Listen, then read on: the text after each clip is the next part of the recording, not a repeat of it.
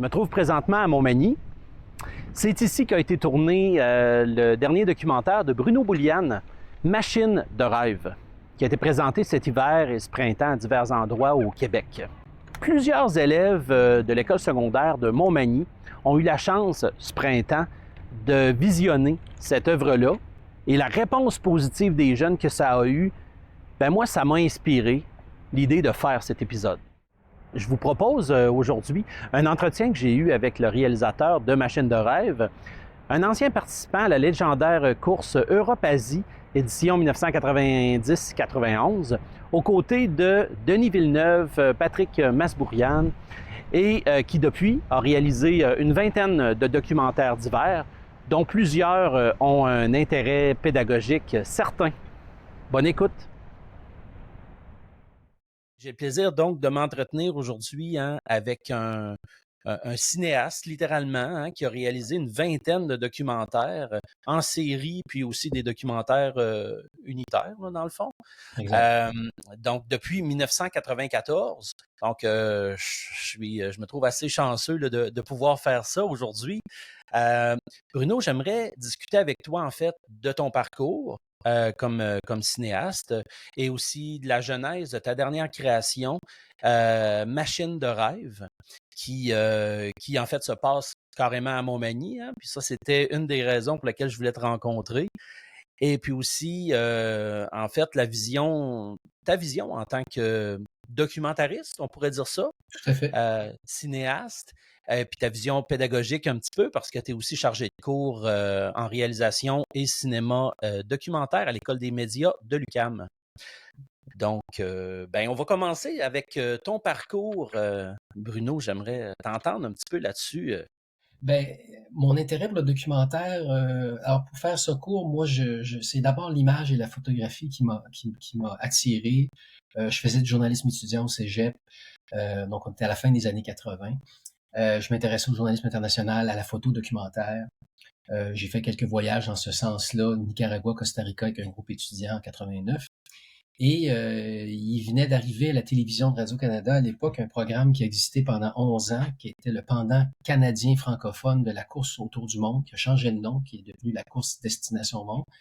Les 3 premières années que ça existait, c'était certains continents qui étaient couverts. Donc moi, j'ai eu la chance d'être sélectionné de participer à la course Europe-Asie, donc l'édition 1990-91.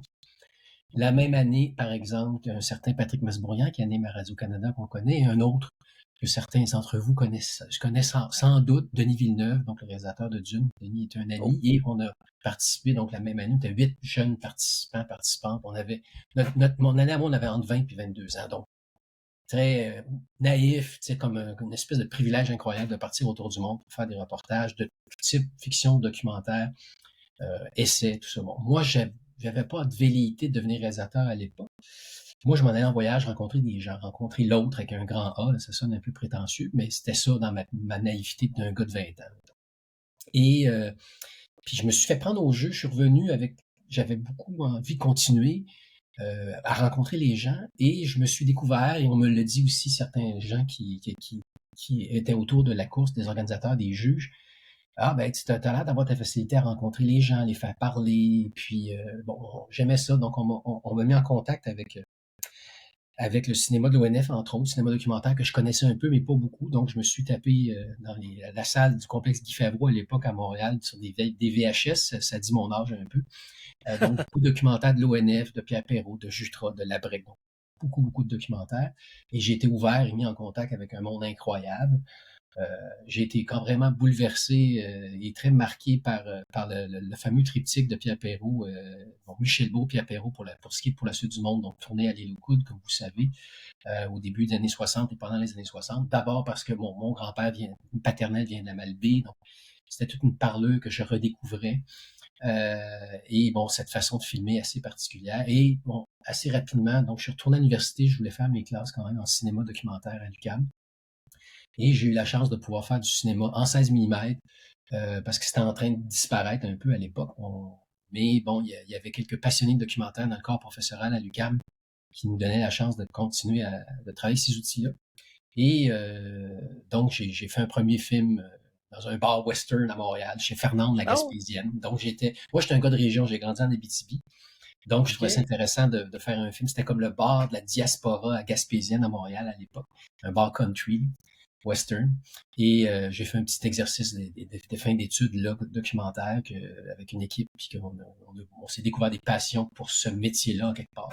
Et mon film de fin d'études, j'ai eu l'occasion de faire le film de fin d'études à l'UQAM, donc qui s'est appelé Un cirque sur le fleuve, qui est toujours disponible d'ailleurs sur mon compte Vimeo, donc tourné en 92 avec une famille dont pas mal de gens autour de la vallée du Saint-Laurent ont connu parce qu'ils faisaient un truc jusqu'en 2015, ils saluaient tous les bateaux du monde, donc à Deschaillons, donc avec les drapeaux, les hymnes nationaux, les bateaux devaient passer devant chez eux. J'ai fait un documentaire donc sur eux en 92, un court-métrage qui s'est appelé Un cirque sur le fleuve. Et ça a été comme la concrétisation d'une espèce de révélation euh, de mon intérêt pour le documentaire, de faire parler les gens, raconter une histoire, mais à partir du réel, en quelque part. Et Et d'ailleurs, ça t'a apporté beaucoup de prix, prix du public, meilleur espoir, oui, meilleur film universitaire. ce film-là a eu une belle vie. C'est sûr que ça a donné une belle tape dans le dos pour continuer. Ça m'a permis de rentrer comme cinéaste résident à l'Office national du film fin des années 90, début 2000. J'ai été cinéaste là-bas pendant 3 ans. J'ai pu faire 2 projets. Puis bon, c'est des projets que j'ai fait là-bas à l'ONF, c'est des projets qui m'ont remis en contact, venant de la région je suis quelqu'un moi j'ai grandi dans un milieu urbain, Rouyn-Noranda pour le nommer, mais pas jamais loin de la forêt, jamais loin de la nature, donc cette espèce de, j'aime ça dire que je suis un espèce de urbain des bois ou un nomade sédentaire entre les deux. Et Hum, mon intérêt pour mes premiers films que j'ai faits, donc, se sont passés pas mal en nature, les métiers de la forêt, camionneur forestier, pilote de brousse. Et bon, oui. c'est par la suite que je me suis mis à m'intéresser aussi aux artistes, des portraits d'artistes en documentaire. Et Pilote de brousse à aviature, je m'excuse de te oui, couper. Aviature, ça Aviature, c'était celui que j'ai fait, le premier que j'ai fait comme cinéaste résident à l'ONF, donc qui est toujours disponible sur le site web de l'ONF d'ailleurs. C'est l'aventure des pilotes de brousse. En fait, c'est un film sur la passion d'aviation, mais oui. à travers des personnages, des gars passionnés d'aviation, qui venaient de milieux populaires, qui sont pas devenus des pilotes de ligne, qui sont devenus des pilotes de brousse parce qu'ils aiment cette liberté assez particulière. C'est une liberté contraignante, si je peux dire, qui vient avec ce métier-là. Mais il y a une authenticité qui me plaisait je me rappelle une des premières phrases que j'ai entendues d'un pilote de brousse que j'ai rencontré, ça m'avait comme, j'ai dit, OK, je plonge dans cet univers-là avec plaisir. C'était, dit, tu sais, nous autres, un avion de brousse, ça se pilote avec les fesses. Tu sais, nous autres, les cadrans, les contrôles, ça se passe dans le ventre puis dans les tripes, tu sais. Fait que j'ai fait, OK, d'accord, il se passe de quoi là, donc, etc., etc. C'est souvent comme ça, moi, que je fonctionne, d'ailleurs, dans mon envie de me plonger dans un film, c'est un élément déclencheur, une phrase, une couleur, un personnage, un protagoniste, un personnage étant pas un personnage de fiction, ici on s'entend, mais bien quelqu'un issu du réel. Donc, parce que bon, au fur et à mesure de mon parcours, je me suis découvert un intérêt pour raconter des histoires. Tu sais, les profs, vous le savez, vous êtes des conteurs d'histoires, des conteuses d'histoires. On est dans la transmission, on est dans le partage. Et Absolument. donc, c'est ça qui m'allume, moi, en général, quand je décide de faire un film. J'ai envie d'en faire un, c'est bon, d'une part, il va falloir le défendre, il va falloir essayer de le financer, il va falloir se plonger dans un univers. Donc, en quelque part, c'est faire. J'ai une collègue cinéaste à moi, Catherine Hébert, qui fait du très beau cinéma, plus OK. politique et international, mais qui a un très beau parcours. Catherine dit souvent, moi, quand je me plonge dans un projet, c'est comme si je commençais une nouvelle maîtrise. Comme une Hmm. maîtrise universitaire sur ce projet-là, parce qu'avant de sortir notre caméra, d'interviewer les gens, on fait une recherche sur le terrain, une recherche dans le documentaire, dans les livres, tout ça, etc. Donc, on doit avoir une espèce de souffle pour porter ce projet-là, même si ça ne nous occupe pas nécessairement à temps plein tout le temps, mais c'est quelque chose qu'on va porter pendant plusieurs années, quelques années dans tous les cas. Et bon, de fil en aiguille, donc avec mon intérêt pour le territoire québécois au sens large, moi je me suis aperçu assez rapidement, après quelques films, disons que j'avais un intérêt pour les personnages, les protagonistes qui avaient eux-mêmes un rapport au territoire, un rapport au sens, un territoire au sens large, mais leur territoire qu'ils et elles habitent. OK. Et c'est en faisant donc un documentaire sur un ami qui était quelqu'un que je connaissais de l'école secondaire, Marc Séguin, le peintre, qui n'était pas tellement Oui. connu à l'époque. Marc est devenu romancier, réalisateur, il est chroniqueur au journal La Presse. Donc Marc est devenu un personnage public au fil des années. Mais tu sais, quand j'ai renoué avec lui au début des années 2000, il commentait le décès de Jean-Paul Riopel. Donc Marc est un jeune peintre, il commençait à apparaître sur la scène artistique. et il Oui. commentait la mort de Riopelle. Je le vois à la télé, genre, je connais ce gars-là. Donc, on a renoué contact et tout. Et bon, Marc venait de partir de son atelier à New York. C'est un gars qui chasse, qui a un potager, tout ça. Donc, quelqu'un qui a un rapport à la création et au territoire, que je trouvais très intéressant. Donc, on a fait un film ensemble. Je fais un film sur lui, avec lui. Et Quel est Marc le est un... titre? Quel est le Le titre titre de ce s'appelle film? Bullseye, un peintre à l'affût. Puis Bullseye, c'est une expression pour les chasseurs. Là. Dans Bullseye, j'ai atteint la cible. La genèse de ce projet-là, c'est que Marc, les sensations qu'il a quand il peint, puis qu'il trouve l'œuvre qui émergeait quelque part, qui m'en est apparaît sur la toile, qui est en gestation dans sa tête, dans ses tripes, tout à coup elle apparaît sur la toile. Pour lui, c'est un sentiment, une impression qui ressemble beaucoup à ce qu'il peut vivre quand il est en contact avec la nature et à la chasse quand il y a un animal qui apparaît dans son champ de vision, si je peux. Donc, c'est en faisant ce film avec Marc que j'ai eu le plaisir de découvrir l'île aux oies, l'île aux grues, en face de Ben oui, Montmagny. en face de Donc, chez nous, ça. on est en début des années 2010. Oui. Marc chassait là-bas. Il s'est fait copain aussi en chassant avec quelqu'un qui a été un grand ami et le peintre et le guide de chasse du peintre Jean-Paul Riopelle, qui avait, comme vous le savez, qui a peint, entre autres, un de ses dernières œuvres majeures qu'on voit au Musée national des beaux-arts à Québec, l'hommage à Rosa Luxembourg, peint en Ah oui, 92, un beau qui a peint classique. à l'île aux oies. Et au contact il s'appelle Gilles, donc Gilles Gagné, qui est un ami à Marc et qui était le guide de chasse de Riopelle. Gilles a participé de très près à la création de l'œuvre Hommage à Rosa Luxembourg. Tous les oiseaux, ou la plupart des oiseaux, parce que c'est au pochoir, à la bombe aérosol, cette œuvre-là. Donc, tous les objets et beaucoup des objets et les oiseaux qui sont présents dans la toile, c'était amené par Gilles Gagné à Riopelle tous les matins, un petit Ah, OK. atelier à l'île aux oies. C'était à l'époque de la chasse, c'était la période de la chasse. Donc, et Gilles, tu sais, Gilles, il n'a pas fini son secondaire, il est guide de chasse depuis l'âge de 14-15 ans. C'est un type d'une intelligence terrienne extraordinaire qui, encore à 70 ans, fait encore le guide de métier, le métier de guide de chasse. Vous, une admiration sans borne pour M. Riopelle parce qu'il a changé sa vie. Cet homme, Gilles me racontait, en parlant de sa blonde, et lui, il dit Gina, c'est le nom de sa blonde. Il dit M. Riopelle, il l'appelle toujours M. Riopelle. Il l'a toujours appelé comme ça. M. Riopelle nous a fait voir notre pays autrement. Il nous a fait voir notre île, les couchers de soleil, les beautés de notre pays autrement. On travaillait, on était là-dedans, on s'en rendait pas compte. Et Gilles, à tous les ans, une fois par année, quand il prend son pick-up, il va à l'aéroport de Montmagny. Montmagny, il traverse pas Montmagny aux grues, il prend le petit avion avec les élèves de l'école primaire secondaire, quand il y a de l'école. Puis là, il y a une camionnette à Montmagny, puis il s'en va au Musée national des beaux-arts à Québec, puis il s'en va passer une couple d'heures devant l'hommage à Rosa Luxembourg. C'est comme un pèlerinage annuel que Gilles fait. Alors, quand Gilles m'a raconté ça, j'ai fait comme, wow, OK, je suis devant quelque chose d'extraordinaire là aussi. Alors, j'ai mis ce projet-là dans un tiroir. J'ai attendu de finir le film avec Marc. Mhm. Et ensuite, j'ai fait le film donc, qui s'appelle L'Homme de l'île, sorti en 2018, qui lui aussi est disponible sur la plateforme des films du 3 mars. Et c'est Oui. vraiment un film qui raconte le rapport d'un homme, Gilles Gagné en l'occurrence, à son territoire et aussi à la beauté, aussi aux arts. L'influence que l'art visuel dans ce cas-ci, la création, peut avoir pour un homme de terrain. Euh, et il y a une espèce d'authenticité dans ce film-là qui se dégage, donc je suis assez content. Donc, en faisant L'Homme de l'île avec Gilles Gagné, il y a un élément dont je n'ai pas conservé au montage de ce film-là, un élément qu'on avait tourné, c'est-à-dire que Gilles est aussi un passionné, il est toujours vivant, Gilles, est un passionné de canot à glace. Gilles a fait du canot à glace pendant 30 ans. Il a été capitaine du canot à glace de l'équipe de l'île aux grues pendant 20 ans. Et bon, vous n'êtes pas sans savoir, quand je dis vous, je m'adresse aux professeurs et enseignantes en histoire, mais bon, le canot à glace, avant d'être un sport, c'est devenu un sport de compétition, entre autres au Carnaval de Québec depuis 1955. C'était un moyen de transport pour les insulaires des îles du fleuve, l'île aux Coudes, l'île aux Mm. Grues, l'île d'Orléans. Bon, la fameuse, avant qu'il y ait un pont à Québec, Lévis-Québec, on le sait. Donc, c'était un moyen de transport, le canot à glace, pour lier les îles et au continent les mois d'hiver quand le fleuve était en partie gelé. Et les habitants de l'île aux Grues, de l'archipel de l'île aux Grues, parce que ça impliquait aussi, il y avait des gens qui habitaient à temps plein à l'île aux Canots, à Grosse-Île, à l'île aux Ruaux, etc., etc. Donc, tous ces gens-là se déplaçaient en canot l'hiver. Ils fabriquaient eux-mêmes leurs canots. Et c'est par la suite que c'est devenu un sport. Donc, Gilles, gars de la place, descendant de la place, a fait donc du canot pendant 30 ans. Même que, pour la petite histoire, ça, je l'avais filmé dans L'Homme de l'île, mais on l'a pas gardé au montage.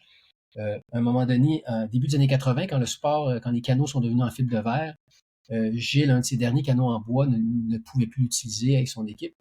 Jean-Paul Riopel tombe là-dessus, puis il demande à Gilles, le canot qu'il y a là dans ta cour, là, qu'est-ce que tu fais avec?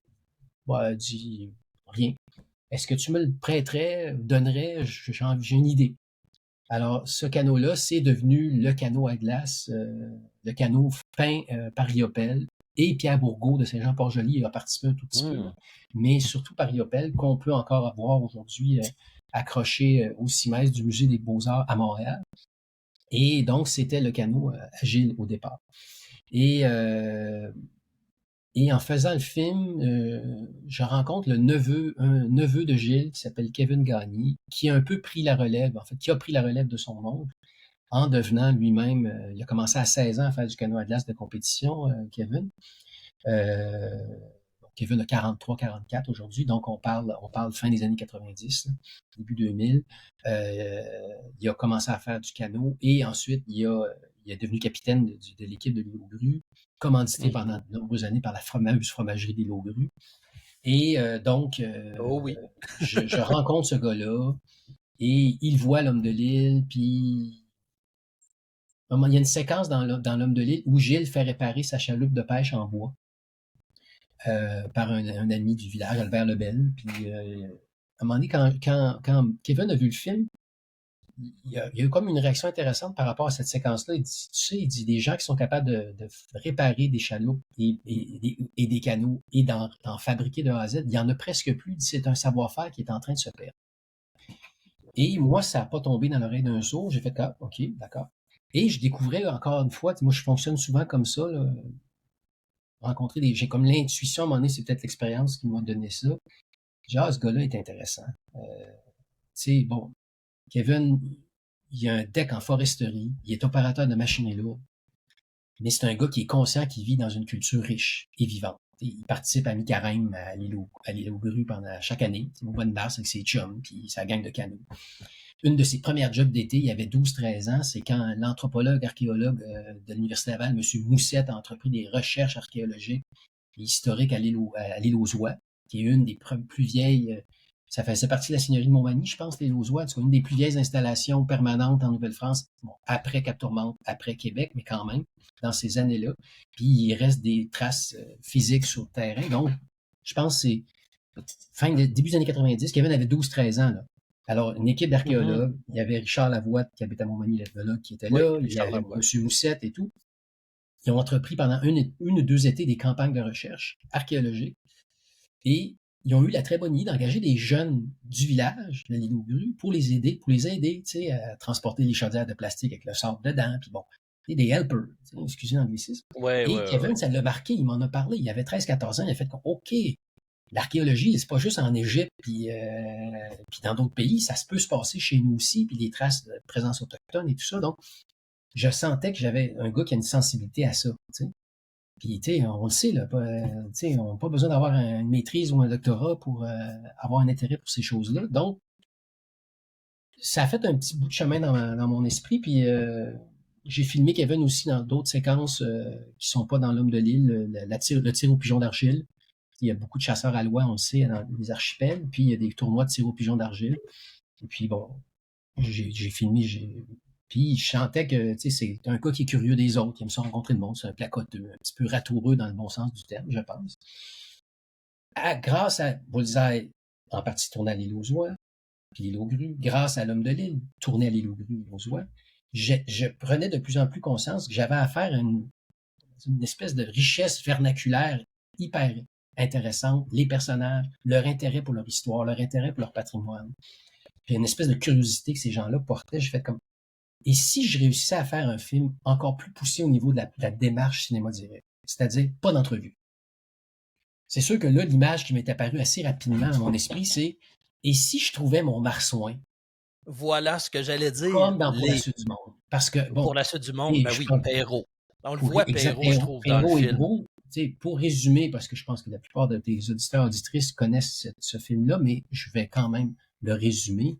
Dans Pour la suite du monde, Pierre Perrault, Michel Brault, où où le cinéaste propose aux insulaires de retendre 28 ans, 38 ans plus tard la pêche au marsouin, au beluga, Ouais. mais ils disent marsouin.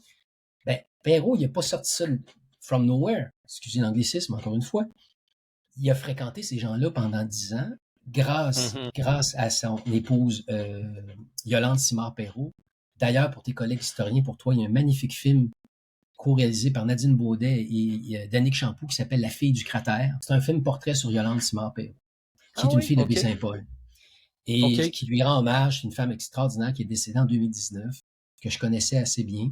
Et elle est beaucoup donc dans la découverte de Pierre Perrault, de l'île aux coudres et de toute la culture, la parlure de ces gens-là. Et donc, lui, à force d'interviewer Alexis Tremblay, Léopold Tremblay, les gens à l'île aux coudres, on n'arrêtait pas d'y parler de cette pêche au marsouin. Et la pêche au marsouin devient une espèce de prétexte pour faire découvrir la culture de ces gens-là, leur monde, leur univers, leur façon de voir la vie. En plus, début des années 60, la télévision vient d'arriver, ça fait pas longtemps, donc on est à une autre époque. Donc, On a un pied dans la modernité, puis on a un pied dans exactement, voilà, l'ancien monde, on pourrait tout à dire, là, fait. tu sais. Puis en plus, après, pour la suite du monde, Perrault a fait un film sur les goélettes, les voitures d'eau, c'est-à-dire la fin des goélettes en bois, puis le cabotage en Ah, bois, puis très l'arrivée, intéressant justement, aussi. tu parlais de la modernité, l'arrivée des bateaux d'acier, puis la fin Ouais. d'un monde en quelque part. Donc, et ce qui est fabuleux dans ce film-là, c'est que les gens oublient la caméra et se Oui. racontent. Et ici, pourquoi ils se racontent, pourquoi la parole émerge, c'est parce qu'il y a un prétexte narratif. On a une pêche à refaire et essayer de pogner un poisson. En plus, on ne le tue pas, c'est fabuleux. On l'amène à... Oui, à l'époque, il les tuait, mais là, on les amène à l'aquarium. Bon. Je trouvais ça, tu sais, c'est quelque chose qui m'a toujours appelé. Puis là, quand je me disais, bon, je veux pas faire... Parce que quand j'ai fait le film L'Homme de l'île, Gilles avait accepté de prendre part à l'aventure parce j'avais filmé un peu avec lui pour le film avec Marc Séguin.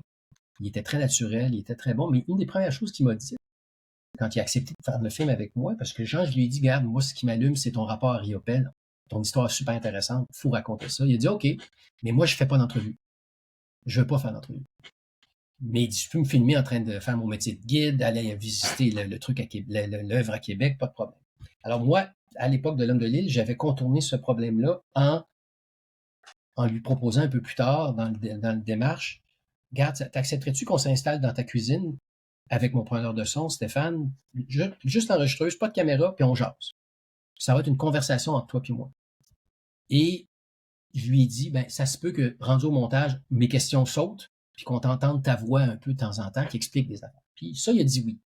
Fait que je me suis servi. Donc, c'était comme une méthode intermédiaire pour éviter l'entrevue Ouais, à la ouais, ouais. caméra. Là, je me suis dit, regarde, avec Machine de rêve, j'aimerais ça pousser ça un peu plus loin. Et en réfléchissant, je pense que j'avais écrit ça dans un agenda, la date où c'est arrivé, je me suis dit, et si je proposais à Kevin Gagné, si je lui demandais, est-ce que ça t'intéresse de te faire un canot à glace en bois? Parce que il court, c'est un sportif, mais il est très Ah conscient oui. d'où ça vient, cette pratique-là, puis c'est en train de disparaître, fait que je prends rendez-vous avec, je m'en vais rencontrer à Montmagny, et puis je lui lance, Kevin, aimerais-tu ça, t'as fait fabriquer un canot en bois? Et ça n'a pas pris 2 secondes, il me répond, il dit, Bruno, ça fait 20 ans que ça fait 10 ans que je veux me faire ça. Et Kevin aussi, pour la petite histoire, quand moi je l'ai connu en 2015, cette année-là, il avait sauté l'année de compétition, il avait dû arrêter la compétition parce qu'il combattait un cancer, une leucémie assez grave. Puis c'est à peu près ça qu'il m'a dit. Il dit, regarde, moi, j'ai pendant trop longtemps, ça nous arrive tout le monde, envie de remettre à plus tard des choses qui nous allument parce qu'on n'a pas le temps, parce que la vie va trop vite. Puis lui, il dit, regarde, moi, j'ai pas envie de remettre à plus tard des affaires que j'ai envie de faire. Donc, il y avait comme un sentiment d'urgence à ce niveau-là, même si la santé était revenue. Donc, il a tout de suite dit, oui, ça m'intéresse.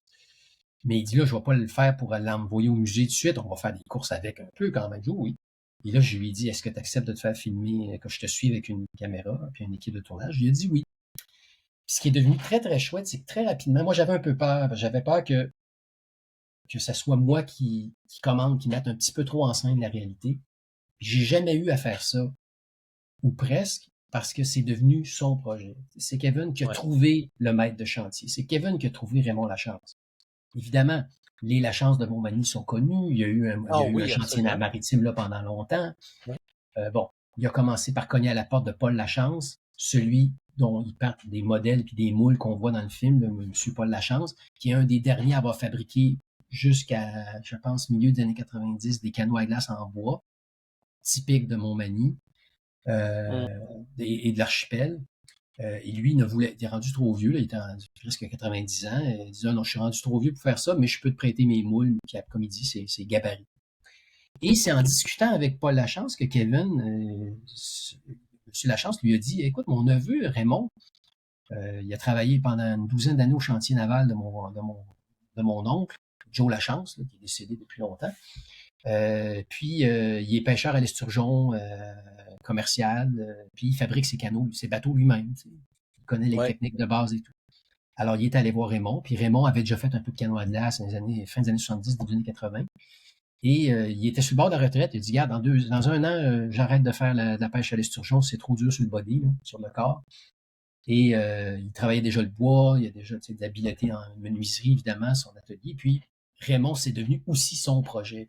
Puis assez rapidement, ils ont compris les deux que il y était une espèce de mission de sauvetage culturel, c'est peut-être un peu trop gros comme terme, mais quand même en discutant avec les gens autour, les jeunes, les moins jeunes, les plus vieux. Ah oui, écoute, ça fait 40, 50 ans que ça s'est pas fait chez nous, cette affaire-là. C'est ça. Et d'ailleurs, dans le film, on le voit quand les vieux viennent, puis les gens, puis les jeunes, puis les femmes viennent au canot, posent des questions. Ça allume plein d'affaires. Ça allume des souvenirs, ça allume de la nostalgie, ça allume de la fierté. Donc, ça, je suis très content. Et Kevin était en position d'apprentissage. Et quand j'ai réalisé que ça allait devenir son projet, assez rapidement, j'ai dit, gars, Kevin, moi, je pose pas de questions dans ce film-là. Je fais pas d'entrevue. Il avait vu quelques-uns de mes films.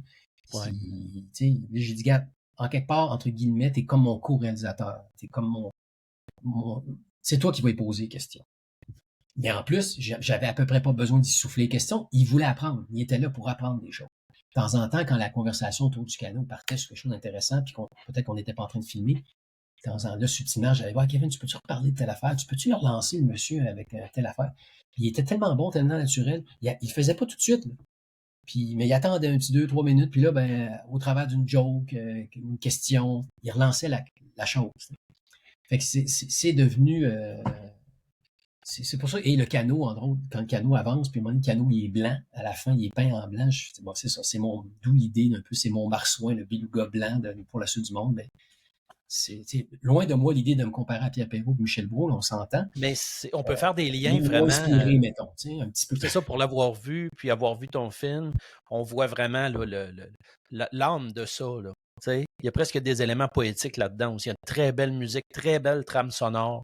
C'est vraiment un bijou là, à regarder, là, cette machine de rêve-là. Merci. Merci. Puis ce qui est le fun aussi, c'est que le titre, excuse-moi, le titre m'a été aussi, comme ça m'arrive assez régulièrement dans mes films, mais le titre m'a été inspiré. Ça aussi, il y aurait presque un lien à faire avec Pour la suite du monde, parce que le titre Pour la suite du monde, c'est Alexis Tremblay, en tournage, qui sort cette phrase-là, qui dit « On fait ça pour la suite du monde ». Et moi, à un moment donné, machine de rêve, ça n'a jamais été dit « On fait une machine de rêve » dans le film, mais souvent, les conversations autour du canot, avant, en préparation, pendant le chantier, à un moment donné, Kevin, il dit oh, ça va en faire rêver une gang, ce bateau-là, ce canot-là. Mm-hmm. Il y avait souvent cette notion de rêve, d'imaginaire, de souvenirs heureux. Donc, et même, il y a quelqu'un qui a dit autour à un moment donné, hey, ça va être une maudite belle machine. T'sais. Fait que c'est un amalgame de deux, trois concepts, idées qui ont été véhiculés, partagés pendant le tournage, que j'ai récupéré pour faire machine de rêve. Après ça, il me restait juste à déterminer, est-ce que je mets un S ou pas à la fin de rêve? Et puis, on a décidé de pas mettre de S pour toutes sortes de raisons.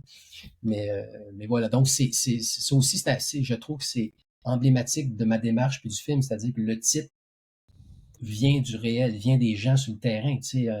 Oui, il fallait planifier le tournage, qu'est-ce qu'on tourne pas, mais il y a une fidélité au réel qui est importante dans ce film-là, qui me tenait à cœur, puis on y a été assez fidèle, je pense. Avant de clore finalement cette entrevue-là, moi je voulais peut-être aborder avec toi ta vision un petit peu pédagogique, parce que tu es chargé de cours à l'université, à l'UQAM. Toi, tu enseignes dans le fond le fait de faire des documentaires, de devenir un cinéaste. En fait, c'est ça? Oui, en fait, j'enseigne au niveau universitaire, donc des étudiants de première, deuxième ou troisième année du baccalauréat en cinéma de l'École des médias de l'UQAM. Je fais ça depuis 2019. Donc, c'est essentiellement des cours pratiques. Je les accompagne dans les préparations de leurs courts-métrages documentaires tournés en petite équipe. De toute façon, en documentaire, c'est quasiment toujours des petites équipes de toute façon, mais donc, soit leurs exercices de mi-parcours, donc quatrième session, donc et ou leurs films de fin d'études. Il y a 3 projets par année documentaires qui sont sélectionnés qui se tournent à l'automne, leur 5e session, dont le montage a lieu la session d'après. Et c'est leur film un peu qui va leur servir un peu de portfolio après leurs études. Donc, moi, je les accompagne dans l'accompagnement, l'écriture. Ils proposent des projets, leur projet a une idée, leur projet est sélectionné, puis là, je les accompagne dans la préparation du tournage, l'écriture, la recherche du scénario documentaire, on s'entend. On n'a pas tout à fait la même démarche qu'un scénario de fiction, évidemment. Et ensuite, dans la préparation du tournage, le visionnement des images et la préparation au montage. Donc, c'est beaucoup des cours axés sur la pratique, mais dans ces cours-là, évidemment, je leur parle d'histoire du cinéma documentaire parce que, comme à peu près toute pratique artistique, plusieurs, en tout cas la photographie, la peinture, ben la pratique est quand même est précédée par des pionniers, par d'autres personnes. Et dans le cas du documentaire, ce qui est fabuleux du cinéma direct, entre autres, c'est que le Québec, le Canada est quand même un joueur important. Quand à la fin des années 50, début des années 60, là, on a réussi à synchroniser de façon fiable l'image et le son et alléger les équipements son et caméra pour aller sur le terrain, pour ne plus pouvoir sortir des studios, pour pouvoir aller dans le vrai monde et faire parler les gens, un peu comme pour la suite du monde. Ça a complètement révolutionné la façon de faire du cinéma documentaire partout sur la planète. Et c'est quand même fondamental de comprendre ça historiquement parce que ça a une influence directe sur la façon dont on fait du cinéma documentaire, et pas juste du cinéma direct, du cinéma documentaire, point. Donc, j'enseigne aussi ça. Il y a quand même un côté historique à ce que j'enseigne, avec des références à ce qui se fait en documentaire aujourd'hui ou sur une période de 50-60 ans. Cet hiver, j'ai eu le plaisir d'enseigner aussi un cours d'histoire du documentaire. Le point de vue québécois, national, international. Donc, avec des extraits de films, en identifiant des périodes historiques importantes dans l'évolution de tout ça.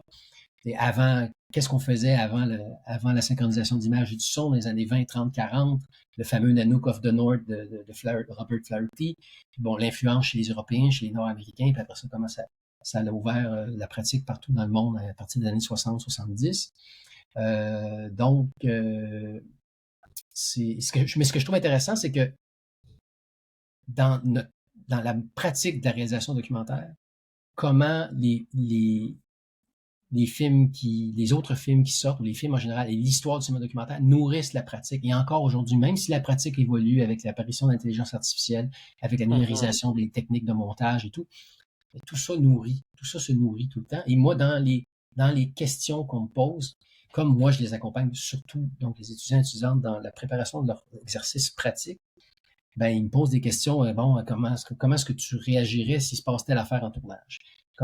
Qu'est-ce que tu ferais si on arrive avec telle problématique? Puis c'est des problématiques qu'ils vivent quand ils sont en train de préparer le tournage. Un de mes protagonistes, il veut, mais il veut pas que je l'interviewe. Exemple. Il veut que je le suive, mais il veut pas témoigner directement à la caméra. Donc, toutes des questions pratico-pratiques comme ça, où je dois souvent faire référence à ma propre expérience de réalisateur, autant en documentaire unitaire qu'en série documentaire, où le temps de travail n'est pas le même. Mais ce que j'ai constaté assez rapidement, puis que j'adore, et ça, je suis certain que ça va avoir beaucoup de résonance chez tes collègues et chez toi, c'est comment l'enseignement nourrit ma pratique, comment la pratique nourrit mon enseignement. Puis je me rappelle un prof qui était marquant pour moi, le prof qui était le plus important pour moi, qui s'appelle Louis Caron, à ne pas confondre avec l'écrivain, Louis Caron, qui était un prof de sciences politiques au Cégep Maisonneuve à Montréal.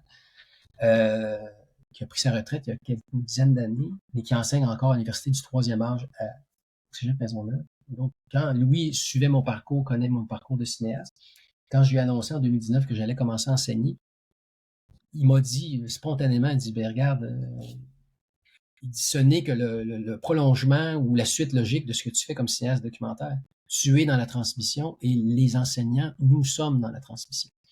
Donc, c'est une autre façon de transmettre, de partager des histoires, des faits, des sentiments, des émotions. Tu sais, en quelque part, les gens que je filme, ils sont aussi dans une forme de représentation. Ça veut pas dire qu'ils sont des comédiens, on s'entend, mais on est dans une représentation. Puis nous, les profs, modestement, je m'inclus un peu dans ta gang parce que bon, Ah, non, non, mais absolument. moi, je suis très admiratif des enseignants au secondaire, au primaire, parce que bon, moi, les gens à qui j'enseigne, j'ai beau jeu, ils sont très, très motivés d'être là. Tu sais, le programme en cinéma à l'UQAM, là, ils en choisissent 40 sur 350 applications, en fait. Ils sont motivés. Ce que je trouve, tu sais, ce dont je suis très content avec ce film-là, c'est que ça raconte aussi autrement, de façon un peu plus large, ça raconte un peu aussi l'histoire du Québec. Tu sais, partout au Québec, les gens, ils ont des passions, travailler de bois, faire de Ah, l'artisanat, des savoir-faire que leurs parents, grands-parents leur ont transmis, qui sont en train de se perdre, puis qui reviennent. Tu sais, il y a des passionnés, il y en a partout.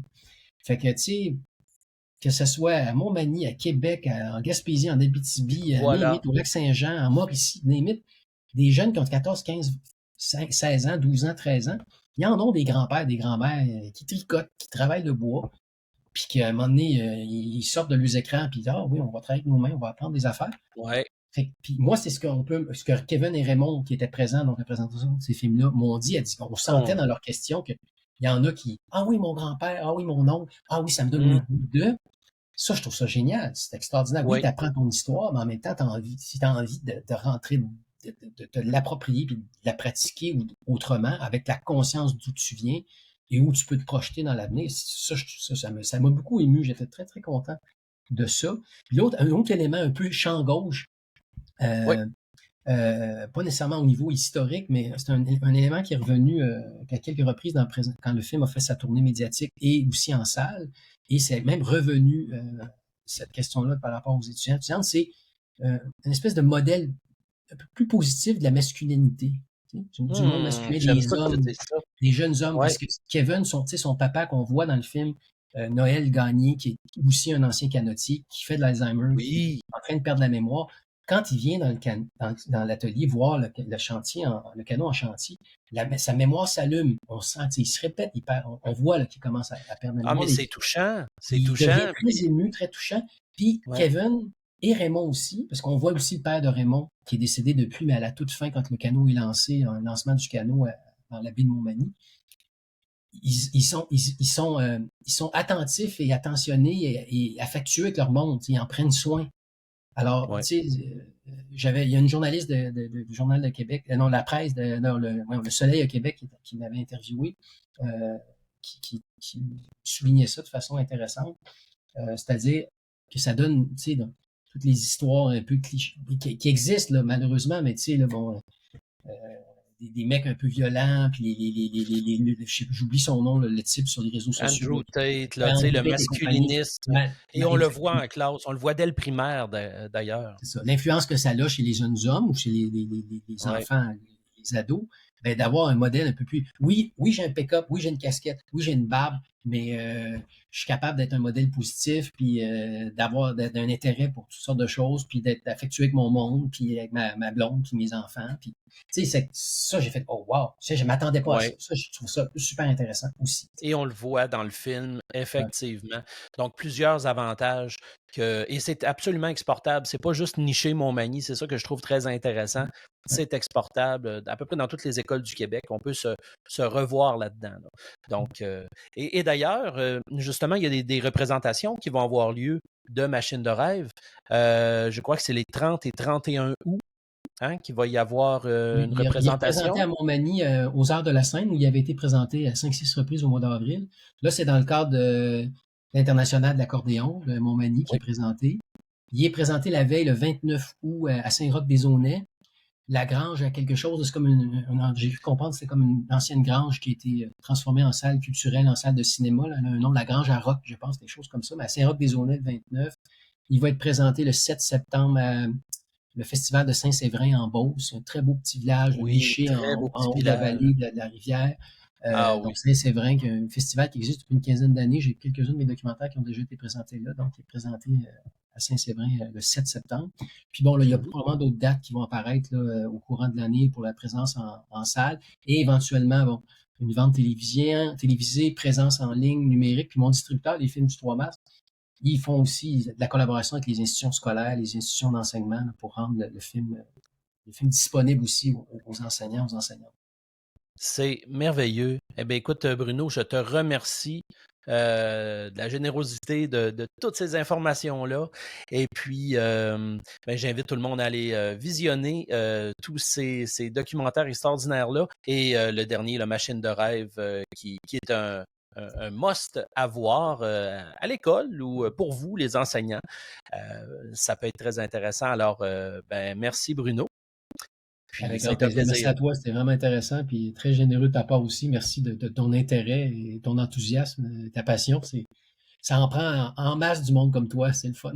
Et comme tes collègues, je Ah, sais que tu t'adresses aussi disons, un groupe d'intéressés et d'allumés, j'en doute même pas. ben, merci et puis bonne continuité pour tout ça. On a hâte de voir les prochains projets. Avec grand plaisir. Je t'en parlerai avec grand plaisir quand ce sera possible. Merci. Au revoir. Le film Machine de rêve est présentement en représentation. On ne peut pas acheter le DVD, mais vous pouvez acheter Bullseye, un peintre à l'affût, ainsi que L'Homme de l'île auprès du site Internet des films du 3 mars. Il est également possible de visionner d'autres films de Bruno Bouliane via les adresses Internet que j'ai mis dans la description de cette entrevue-là.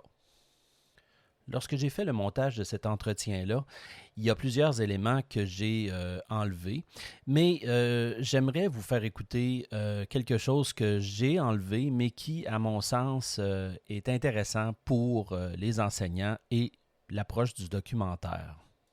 Des documentaires, on en présente parfois en classe, en entier, des extraits ou simplement pour son plaisir et puis sa connaissance.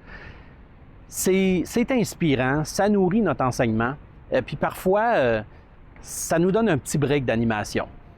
Bien présenté avec un retour réflexif par la suite, ça peut être vraiment payant, surtout si ça touche les jeunes et qui se reconnaissent là-dedans.